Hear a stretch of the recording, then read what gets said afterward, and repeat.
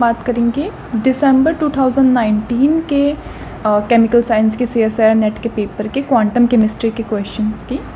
तो क्वेश्चन है कि the special part of the dominant resonance structure of the LIH molecule is only valence part of the wave function is shown. Okay, so ये question है। तो जो LIH molecule है वो क्या है, एक आयोनिक मॉलिक्यूल है ना, जिसमें Li plus and H minus होता है ना।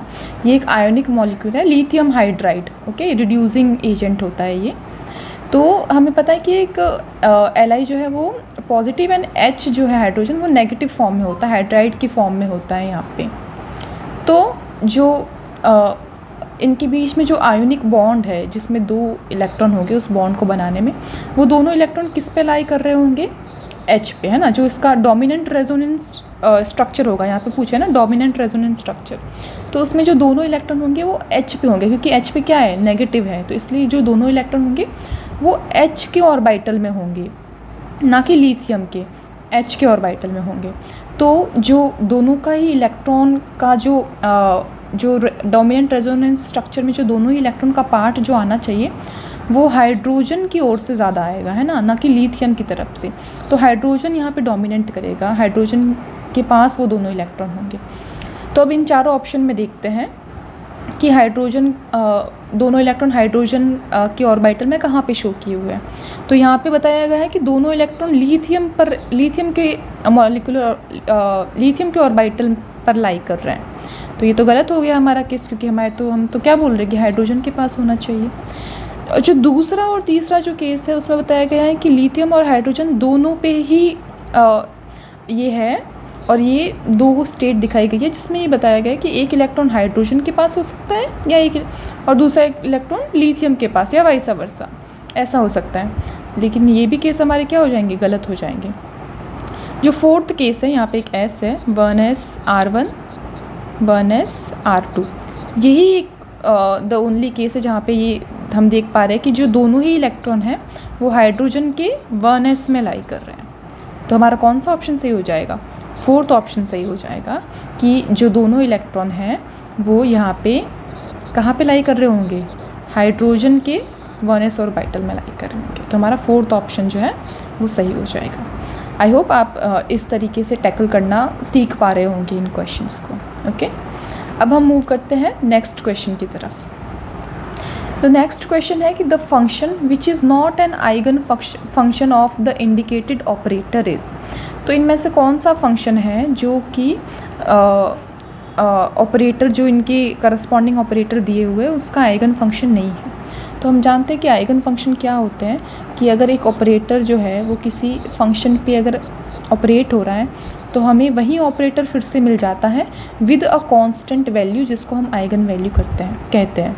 तो अगर ये सिचुएशन सेटिस्फाई होती है तो हम कहते हैं कि वो जो ऑपरेटर है, वो जो फंक्शन है वो इस ऑपरेटर का आइगन फंक्शन है। तो हमें ये केस इन चारों केसेस में लगा के देखना है और देखना है कि ये कंडीशन फॉलो होती है या नहीं। ये कंडीशन जिस भी केस में फॉलो नहीं होगी, हमें पूछा which is not an eigen function, तो ये कंडीशन जिस भी केस में फॉलो नहीं होगी वो हमारा सही आंसर हो जाएगा। ठीक है, तो हम फर्स्ट केस लेते हैं, फर्स्ट ऑप्शन जो दिया हुआ है वो केस लेते हैं। तो हमें ऑपरेटर दे रखा है d² -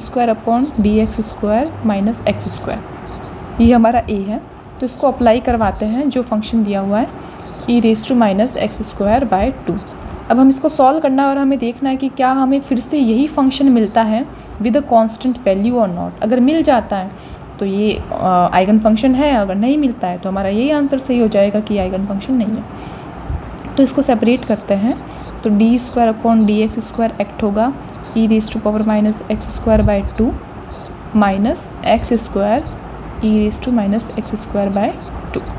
ठीक है, अभी d²/dx² को क्या लिख सकते हैं, d/dx डॉट d/dx ऐसे लिख सकते हैं। और इसको हम कराएंगे e⁻ x²/2 पे ऑपरेट। तो हम पहले एक को ऑपरेट कराएंगे, बाद में दूसरे को करवाएंगे। तो d/dx ऐसे ही रह जाएगा, पहले फर्स्ट ऑपरेट करेगा। ओके, और अभी हमें इसकी वैल्यू पता करनी है ना कि ऑपरेट करके क्या आएगा। तो जो डी बाई डी एक्स जब e raise to minus x square by 2 पे ऑपरेट करता है तो मैं क्या फॉर्मूला लिख लेती हूँ कि D by D X of E raise to A X जो है वो क्या होता है A E raise to A X, मतलब हमें जो कांस्टेंट है वो यहाँ पे मिल जाता है और वो फंक्शन यहाँ पे वापस का वापस मिल जाता है। तो इस तरीके से अगर हम D by D X of E raise to minus x square by 2 करें तो क्या आ जाएगा, इसके साथ में कांस्टेंट क्या है -1/2, तो -1/2 कांस्टेंट आ जाएगा। और यहाँ पे एक्स स्क्वायर भी है तो एक्स स्क्वायर का भी क्या होगा डी बाई डी एक्स होगा, तो एक्स स्क्वायर का डी बाई डी एक्स क्या होता है 2x, और हमें एक्सपोनेंशियल ऐसा का ऐसे मिल जाएगा। तो यहाँ पे 2 से 2 क्या हो जाएगा कैंसिल हो जाएगा, तो क्या बचेगा -x E raise to minus x square by 2। तो ये वैल्यू हम यहाँ पे पुट करते हैं। एक डी बाई डी एक्स को अभी तक हमने सॉल्व नहीं किया है, सिर्फ अभी एक को ही किया है, तो उसकी वैल्यू क्या आई है e raise to minus x square by 2, और ये टर्म ऐसी की ऐसी। अभी मैं इसको बिटा देती हूँ, नहीं तो एक काम करते हैं रहने देते हैं, ये काम आएगा। जस्ट यहाँ पे इसको सेपरेट कर देते हैं कि ये सेपरेट पोर्शन है, ओके ठीक है। अभी हमें सॉल्व करना है D by D X of minus X E raise to minus x square by 2। तो यहाँ पे दो फंक्शन है एक्स के, एक तो ये फंक्शन है और एक ये फंक्शन है। तो जो डिफरेंशियल लॉ है वो मैं आपको बताती हूँ कि अगर हमारे पास दो फंक्शन है तो कैसे लगते हैं कि पहले f कांस्टेंट और g का differential plus g constant f का डिफरेंशियल, ऐसे ऑपरेट होता है ये, ओके। तो यहाँ पे अगर इसको करेंगे तो पहले -x constant D by D X of E raise to minus x square by 2 plus E raise to minus x square by 2 constant D by D X of minus x square E raise to minus x square by 2। ठीक है, यहाँ तक समझ आ रहा होगा। अभी -x ऐसा का ऐसा, D by D X of E raise to minus x square by 2 अभी हमने सॉल्व किया, इसकी वैल्यू क्या आई थी -x E raise to minus x square by 2 plus D by D X of -x क्या हो जाएगा -1, है ना, और -1 अगर इससे मल्टीप्लाई हो जाएगा तो यहाँ पे माइनस आ जाएगा, ओके। तो इसकी वैल्यू आ जाएगी e raise to minus x square by 2। ये वैल्यू -1 आएगी तो मैंने माइनस यहाँ पे लिख दिया, e raise to minus x square by 2 ऐसे कैसे। एंड जो फाइनल टर्म है वो क्या है -x square E raise to minus x square by 2। -x क्या हो जाएगा प्लस माइनस प्लस और x into X square E raise to minus x square by 2 minus E raise to minus x square by 2 minus x square E raise to minus x square by 2। अब ये term और ये term आपस में क्या हो गई cancel हो गई, तो हमारे पास वैल्यू क्या आई माइनस एक्स स्क्वायर बाई 2। तो हमें जो फंक्शन, अब इसके साथ हमें कांस्टेंट क्या मिला है -1, है ना, ये -1 मल्टीप्लाई है और e raise to minus x square by 2। तो जो हमारा ये फंक्शन जब हमने इस पर ऑपरेट किया तो हमें हमारा फंक्शन वापस मिल गया with a eigen value of -1, है ना, ये हमारा आंसर आया। तो ये हमारा लैम्डा हो गया और ये जो हमारा फंक्शन था वो हमें वापस मिल गया। तो ये तो कंडीशन फॉलो हो रही है इस केस में। तो हमारा फर्स्ट है उसमें तो कंडीशन फॉलो हो रही है, तो ये तो आइगन फंक्शन है इसका, तो ये तो हमारा सही ऑप्शन नहीं है क्योंकि हमें जो नहीं है नॉट एन आइगन फंक्शन वो पता करना है। तो फर्स्ट तो आइगन फंक्शन है। अब हम चलते हैं सेकंड केस में। तो सेकंड केस क्या है कि d square upon d x square plus x square है and e raise to minus x square by 2। तो मैं इस केस को अलग से सॉल्व ना करके इसी में सॉल्व करने की कोशिश करती हूँ, ओके। तो ये हमारा आ गया सेकंड। अभी यहाँ पे क्या है प्लस है, ओके, यहाँ पे प्लस है तो ये वैल्यू प्लस में होगी। यहाँ पे यहाँ तक तो सब सही है, बस यहाँ पे क्या आएगा प्लस आएगा। फिर यहाँ तक सब सही है, ये वैल्यू सिर्फ प्लस में होगी। देन यहाँ पे प्लस होगा एंड देन यहाँ पे क्या होगा प्लस होगा। तो अब देखो यहाँ पे फाइनली क्या हो गया है, ये हम सेकंड केस में है ना, अब देखो, अब जब यहाँ पे प्लस होगा तो ये और ये वैल्यू दोनों ऐड हो जाएगी, कट नहीं करेगी इस बार दोनों, तो ये वैल्यू क्या आ जाएगी 2x² e raise to minus x² minus e raise to minus x²/2। अब अगर हम हमारे फंक्शन जो ओरिजिनल फंक्शन है e raise to minus x²/2 को इसमें से कॉमन लेना चाहें तो इसमें से क्या बचेगा 2x² माइनस 1 बचेगा और e raise to minus x²/2 common आ जाएगा। तो हमें हमारा साई तो वापस मिल गया है, बट ये जो वैल्यू है वो कोई कांस्टेंट वैल्यू है क्या? नहीं, ये x डिपेंडेंट वैल्यू है, तो हमें कांस्टेंट वैल्यू नहीं मिली है। तो मतलब ये जो है वो हमारी इस कंडीशन को सेटिस्फाई नहीं कर रहा है। तो ये जो है e raise to minus x²/2 वो इस ऑपरेटर का आइगन फंक्शन नहीं है। तो हमारा सही आंसर कौन सा हो जाएगा? सेकंड, कि जो ये फंक्शन दिया हुआ है वो इस ऑपरेटर का आइगन फंक्शन नहीं है। तो इसलिए हमारा सेकंड केस जो है वो सेकंड ऑप्शन जो है वो इसमें सही हो जाएगा। ये हम डायरेक्टली भी बता सकते थे कि अगर फर्स्ट केस में हमारा आंसर सही ये हमें आइगन फंक्शन मिल रहा है तो ऑब्वियसली सेकंड में नहीं मिलेगा क्योंकि यहाँ पे प्लस हो गया है ना, तो हम डायरेक्टली भी इस चीज़ को बता सकते थे। अब जो लास्ट के 2 केस है वो ऑब्वियसली हमें एक हमारा आंसर तो मिल गया है, तो ये लास्ट के दोनों केस तो होने नहीं है हमारे आंसर, बट फिर भी हम इसको सॉल्व करने की कोशिश करते हैं। तो मैं ये सब पार्ट मिटा देती हूँ थोड़ा यहाँ स्पेस करने के लिए।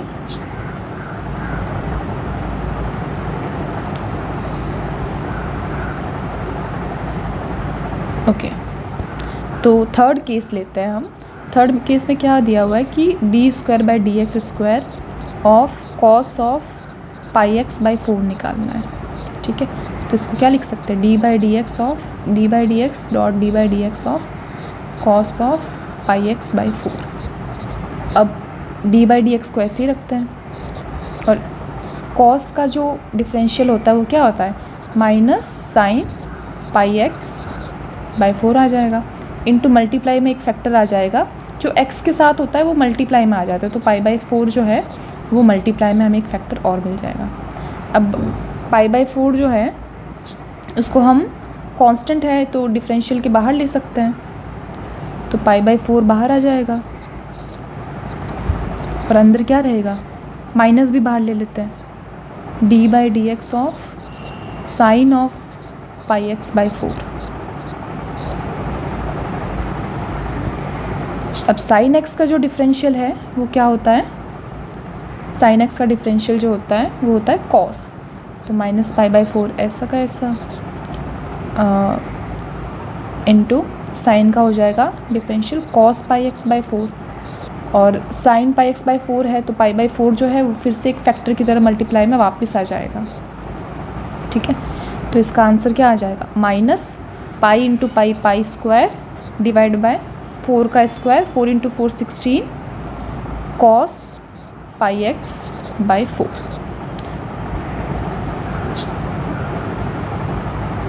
ओके, तो हम देख सकते हैं जो हमारा ओरिजिनल फंक्शन था वो हमें फिर से मिल गया है यहाँ पे विद अ कांस्टेंट वैल्यू। देखो ये कांस्टेंट वैल्यू है, पाई कांस्टेंट है, 16 कांस्टेंट है ना, तो ये हमारा आइगन फंक्शन है इस चीज़ का, तो ये हमारा आंसर हो ही नहीं सकता था। अभी हम फाइनली द फोर्थ चीज़ को सॉल्व करने की कोशिश करते हैं। यहाँ पे सिर्फ फंक्शन अलग है हमारा।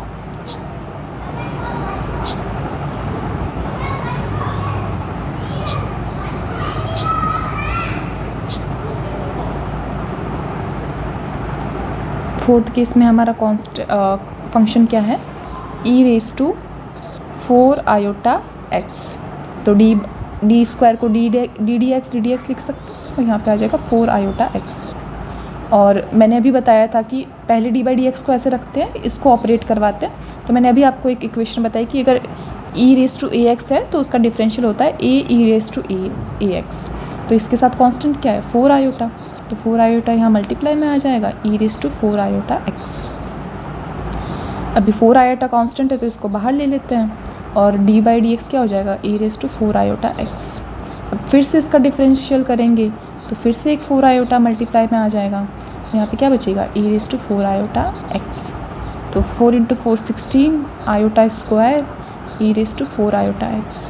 आयोटा स्क्वायर की वैल्यू क्या होती है -1, तो ये वैल्यू हो जाएगी -16 e⁴ आयोटा x। तो देखो जो हमें फंक्शन दिया हुआ था वो फिर से मिल गया विद द कांस्टेंट वैल्यू, तो ये भी हमारा आइगन फंक्शन है। और फर्स्ट में भी हमारा आइगन फंक्शन था। तो हमारा सेकेंड ऑप्शन ही है जिसमें जो दिया हुआ फंक्शन है वो ऑपरेटर का आइगन फंक्शन नहीं है, बाकी तीनों केस में आइगन फंक्शन है।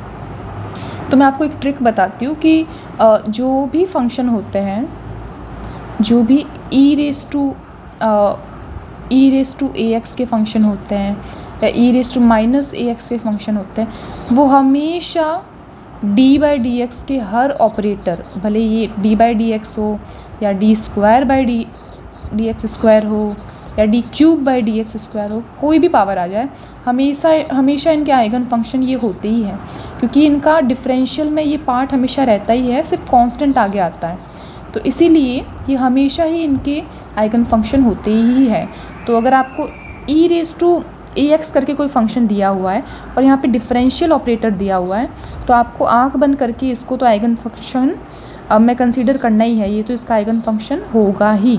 आपको इसको चेक करने की भी ज़रूरत नहीं है। अगर आप अपना टाइम बचाना चाहते हो एग्ज़ाम में, तो इन चीज़ों को तो आपको चेक करने की ज़रूरत ही नहीं है, ये तो हमेशा ही इसके आइगन फंक्शन होंगे। ओके, तो आई होप आपको ये क्वेश्चन समझ में आया होगा। Thank you for watching.